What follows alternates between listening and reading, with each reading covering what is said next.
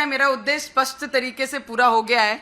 मैं नहीं पहुंच पाई मातोश्री तक, रवि राणा जी नहीं पहुंच पाए, पर हमारे रूप में जो हनुमान चालीसा वहां होना चाहिए था, जो हम करने वाले थे, वो कई भक्त हनुमान जी के जाके वहां पे मातोश्री के सामने हनुमान चालीसा पढ़ रहे हैं। तो मेरा जो उद्देश्य था कि संकट मोचन, संकट हटाए हमारे महाराष्ट्र से, वो कहीं ना कहीं ये सिद्ध होता है कि हमारी आवाज वहां तक पहुंचती है और मातोश्री के सामने हनुमान चालीसा का पाठन होता है। तो मुझे लगता है जो भी गुंडे उद्धव ठाकरे ने हमारे घर तक भेजे हैं, वो अमरावती के घर में हो या मुंबई के घर में हो, ये शिव सैनिक तो कभी से चले गए।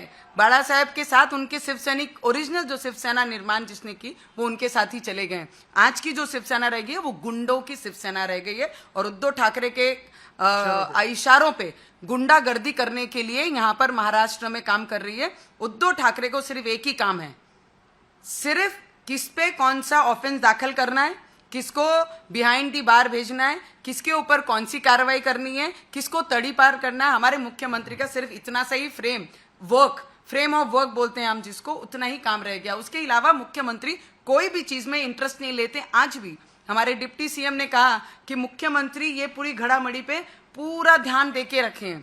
मुख्यमंत्री का ध्यान ऐसे ही प्रकरणों में रहता है, मुख्यमंत्री का ये ध्यान नहीं रहता कि किसान आत्महत्या कर रहे हैं, मैंने उस पर चर्चा करनी चाहिए, या इलेक्ट्रिसिटी पे इतना डिपार्टमेंट में प्रॉब्लम है, उस पर मैंने कुछ बोलना चाहिए, या फिर बेरोजगारी इतनी बड़ी है उस पर बोलना चाहिए। एसटी जो बस ड्राइवर्स हैं या कंडक्टर्स हैं या सेवक हैं, जितने भी हैं, उन्होंने इतनी सुसाइड की, उस पर मैंने चर्चा करनी चाहिए। ये विषयों पे हटकर सिर्फ एक ही लक्ष्य मुख्यमंत्री का पूरे महाराष्ट्र में रह गया, कौन सा ऑफेंस किस पे दाखिल हो, किसको तड़ीपार की जाए, किसको जेल के पीछे कैसे भेजा जाए, कितनी ताकत से किसके पीछे लगा जाए। सिर्फ ये फ्रेम ऑफ वर्क रह गया मेरे महाराष्ट्र में। और महाराष्ट्र को बचाना है तो मैं पंतप्रधान जी से विनंती करूंगी, राष्ट्रपति जी से विनंती करूंगी कि महाराष्ट्र पे ध्यान देके महाराष्ट्र की जनता को बचाया जाए।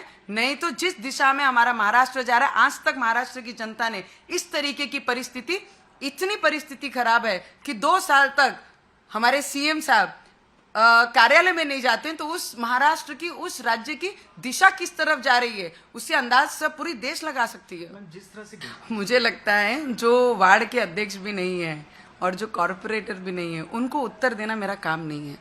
एज ए लोक प्रतिनिधि मैं जितने भी लोगों को मेरे क्षेत्र से रिप्रेजेंट करती हूँ, और पूरे देश में जब मैं लोकसभा में जाती हूँ तो मेरे महाराष्ट्र को रिप्रेजेंट करती हूँ। तो मुझे लगता है मैं गुंडों को जवाब देने के लिए नहीं बैठी हूँ, पर महाराष्ट्र पे जो संकट आया है और जो उद्धव ठाकरे के इशारों पे ये शिवसैनिक गुंडे बनकर यहाँ पर हल्ला कर रहे हैं, तो ये किसी और का काम नहीं है, उद्धव ठाकरे जी का काम है। और उद्धव ठाकरे के ही इशारे पे पूरे महाराष्ट्र में बंगाल जैसी परिस्थिति निर्माण करने का काम ये उद्धव ठाकरे कर रहे हैं।